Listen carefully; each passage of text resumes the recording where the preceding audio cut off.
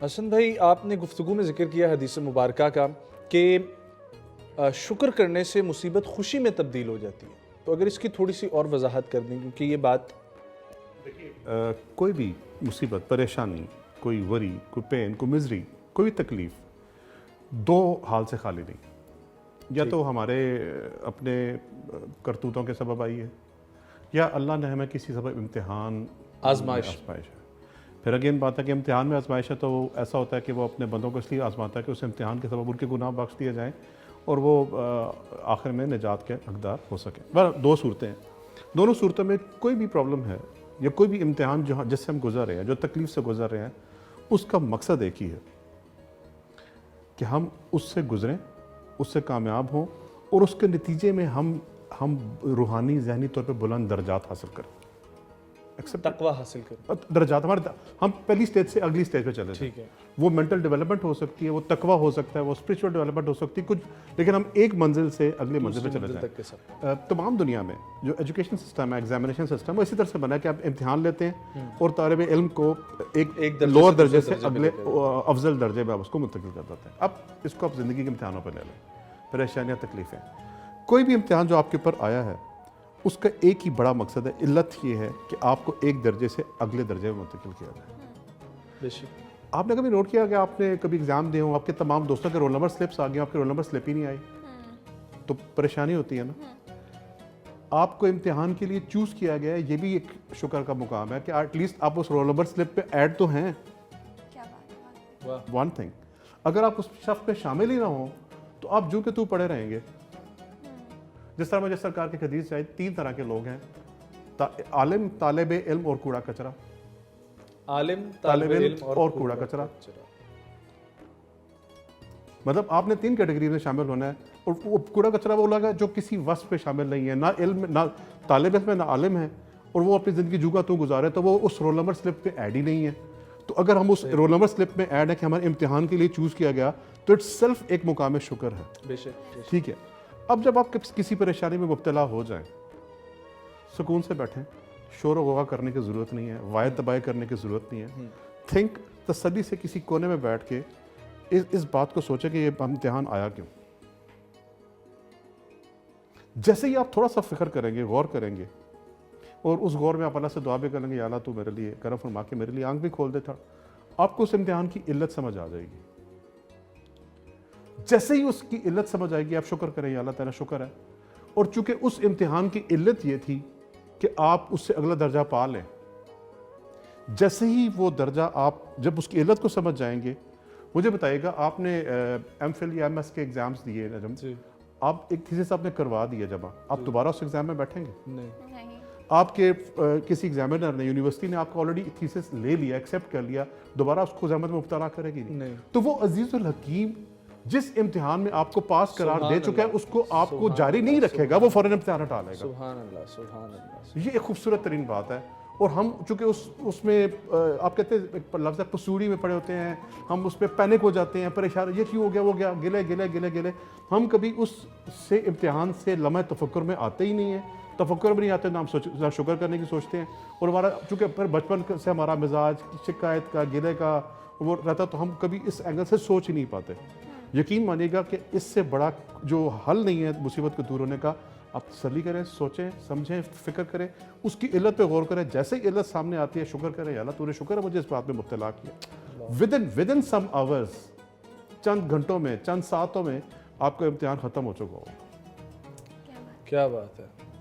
سر مجھے ایک بات بتائیے گا کہ ایک سچویشن ہوتی ہے جس میں انسان شکر گزاری کرتا ہے اور جو چیزیں اس کے پاس موجود ہوتی ہیں ان پہ اکتفا کر کے بیٹھ جاتا ہے. پھر ایک چیزیں ہوتی ہے جس میں انسان کوشش کرتا ہے، جدوجہد کرتا ہے.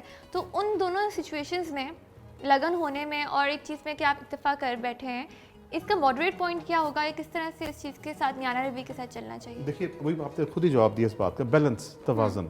ٹھیک ہے، آپ کا زندگی کا توازن لوز نہیں ہونا چاہیے، اور اس کا سب سے بڑا پیمانہ آپ کا اپنا نفس، آپ کی اپنی عقل ہے. آپ کو خود پتہ ہے کہ کب میرا بیلنس آؤٹ ہو رہا ہے. ٹھیک ہے، ہم ایک بات کہتے ہیں نا، میرے خیال میں کبھی سے بات تفصیل ہم کریں گے، لا الہ الا اللہ. الہ کوئی نہیں ہے. الہ وہ چیز ہے جو ہمیں آبسیس کر لے، جس کے پیچھے ہم اپنی دن رات تیاگ دیں. وہ آپ کی بیوی بھی ہو سکتی ہے, وہ آپ کا مال بھی ہو سکتا ہے, وہ آپ کا بزنس آورز بھی ہو سکتا ہے, آپ کا باس بھی ہو سکتا ہے, وہ آپ کی سیاسی پارٹی بھی الہ ہو سکتی ہے. الہ اللہ کے سوا کوئی نہیں ہے. جب جیسے ہی آپ کا ایمبیشن, لیٹ سے آپ کیریئر میں گرو کرنا چاہتی ہیں, لیکن اگر آپ کا کیریئر کا ایمبیشن الہ بن گیا آپ کا, تو وہ مقام شکر سے مقام تواں میں آ گئے, لالچ کے مقام میں داخل ہو گیا, ہرس کے مقام میں داخل ہو گیا. تو بیلنس رکھنا ضروری ہے, اور وہ بیلنس کون بتائے گا؟ وہ اللہ نے ہر انسان میں ایک فطری انڈیکیٹر رکھا ہوا ہے, جس کو آپ کو ضمیر کہتے ہیں, فرشتہ, شیطان, کچھ کہہ لیں. یو نوٹ ویری رائٹ کہ کب میرے بیلنس آؤٹ ہو رہا ہے, ہم اس کی آواز سنتے نہیں ہیں. تو اگر آپ کو ٹرولی اس کی آواز کو سننے کے عادی بنا لے, اور اس کے لیے صرف خاموشی چاہیے, جیسے سٹ فار 5 منٹ روزانہ اپنے ساتھ بیٹھیں کہ کہیں میرا بیلنس آؤٹ تو نہیں ہو رہا. ورک بھی کریں, کام بھی کریں, کمائیں بھی. اور پھر سرکار کی یہ بھی تو حدیث ہے کہ وہ شخص ہمیں سے نہیں جس کا آنے والا کل گزشتہ سے بہتر نہ ہو. بالکل. تو اس میں ساری باتیں شامل ہیں, روحانی معاملات بھی, دنیاوی, دینی, تمام معاملات شامل ہیں. وہ بھی تو چیز موجود ہے نا. آپ اپنی تمام تر انرجی کے ساتھ بہتر سے بہتر کو پرسو کریں. لیکن اصل میں ساتھ یہ بھی بتا دیں کہ شکر کرنے کا طریقہ کار کیا ہونا چاہیے. ایک تو قبلہ نے خوبصورت بات انہوں نے بتایا کہ میں کیا اس میں ایڈ کر سکتا ہوں. کبھی آپ, ایک تو سب سے خوبصورت طریقہ ہے کہ جب آپ کو نعمت مل جائے, بلکہ اس پہ مجھے امام حسن علیہ السلام کا واقعہ یاد آیا کہ ایک سائل آیا امام کے پاس, اور امام کا سخاوت ویسی, دسترخوان ویسے ہی بڑا مشہور ہے, اور امام نے اپنی زندگی میں 20 دفعہ ایسا فرمایا کہ گھر کے دروازے کھول دیے, جس نے چاہنا جو چاہے لے جاؤ. تو ایک سائل آیا, اس نے امام کو کہا اللہ کے نام پہ کچھ عطا فرمائے. تو آپ نے اس کو, اپنے غلام کو کہا اس کو دیے, کچھ درہم دیے. اس نے کہا مجھے اتنا ہی. تو آپ نے فرمایا ہاں تمہارا نصیب اتنا ہی تھا, چلا گیا. ابھی وہ جا رہا تھا کہ ایک اور دوسرا سائل آیا, اس نے کہا سرکار عطا فرمائے, آپ نے اتنے ہی درہم اس کو بھی عطا کیے. اس نے کہا سرکار واہ واہ واہ واہ, شکر اللہ, بھاگ لگے ہیں جو اس نے تھا. سرکار کیا بات آپ نے, آپ کی کیا بات ہے, شکر اللہ. آپ جیسے شکر کا آپ نے فرمایا اپنے ہاتھ سے انگوٹھی تھا, اس کو یہ رکھو. اس نے کہا سرکار واہ واہ واہ واہ, شکر اللہ. اس نے پھر کہا آپ نے اپنے غلام کا جہاں اندر پڑے کچھ درہم تھیلی پڑی وہ بھی لے کر آپ نے وہ دی. دوبارہ اس نے شکر کیا, وہ شکر کیا جا رہا ہے, امام بڑھاتے جا رہے ہیں. اب کیا ہوا, آپ امام نے اپنی قمیض کی باری آ گئی, اپنا قمیض اتار کے اس کے حوالے کر دی.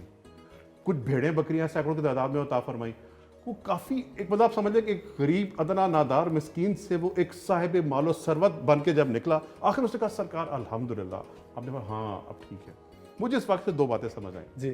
پر, اور غلام نے بعد میں پوچھا امام سے کہ مولا, اس نے آپ نے فرمایا کہ وہی آیت تلاوت فرمائی کہ اللہ جب کہتا ہے کہ تم شکر کرو میں تمہیں بڑھا دوں گا, وہ شکر کرتا جا رہا تھا, تو میں کیسے اس کی نعمت کو روک لیتا. اور دوسری بات, جب الحمدللہ پڑھتے ہیں, یاد رکھیے کہ بڑی خوبصورت بات ہے, جب طبیعت سیر ہو جائے تو الحمدللہ پڑھا جاتا ہے. جب آپ اللہ کو یہ کہنا کہ آپ نے دیکھا نا انسانی فطرت ہے کہ کھانا کھانے وقت الحمدللہ پڑھتے ہیں, فطرت ہے ہماری, زبان پہ آ جاتا ہے. ٹھیک ہے, طبیعت سیر ہو جائے تو الحمدللہ پڑھا جاتا ہے, اور اگر آپ کی طبیعت مائل ہو کے نعمت بڑھے تو شکر کیجیے. تو ہمارے یہاں پر تو اکٹھا ہی بولا جاتا ہے شکر الحمدللہ. ٹھیک ہے, کوئی بات نہیں ہے. اسی لیے, اور اگر آپ چاہتے ہیں کہ آپ کی طبیعت, یہ بڑی کچھ باتیں بڑی وہ باریکی کی ہوتی ہیں, آپ چاہتے ہیں نعمت بڑھتی رہے, اس پہ دیکھیے الحمدللہ اللہ تعالیٰ کی ذات موجود ہے. جس طرح سے امام کا ایک دعائے غریب پڑھی جاتی ہے, تو امام کے صحابی ہیں, امام زین العابدین سے بھی روایت ہے, امام علی علیہ السلام سے بھی روایت ہے. تو آپ نے اس کو دعا تعلیم دی, یا اللہ یا رحمان یا رحیم یا مقلب القلوب ثبت قلبی علی دینک. ٹھیک ہے, تو اس نے کہا کہ میں یہ نہ کہوں ثبت یا اللہ یا رحمان یا رحیم یا مقلب القلوب والابصار. تو آپ نے فرمایا کہ ہاں اللہ تعالیٰ مقلب القلوب والابصار ہے, لیکن تو وہی کیا جو میں کہہ رہا ہوں, مطلب تو اپنی راکٹ سائنس نہ چلا, جو میں کہہ رہا ہوں وہ بات کر لے. اسی طرح سے شکر الحمدللہ بھی کہیں, بسم اللہ وائنا کہیں, لیکن میں یہ کہہ رہا ہوں کہ اگر آپ چاہتے ہیں کہ نعمت بڑھتی, جب آپ نعمت سے سیر ہو جاتا ہے الحمدللہ کر لیجیے گا, اور آپ چاہتے ہیں بڑھتی رہتا ہے شکر اللہ کی تسبیح جاری رکھیے, آپ کی نعمت کا اضافہ. بہت خوبصورت بات.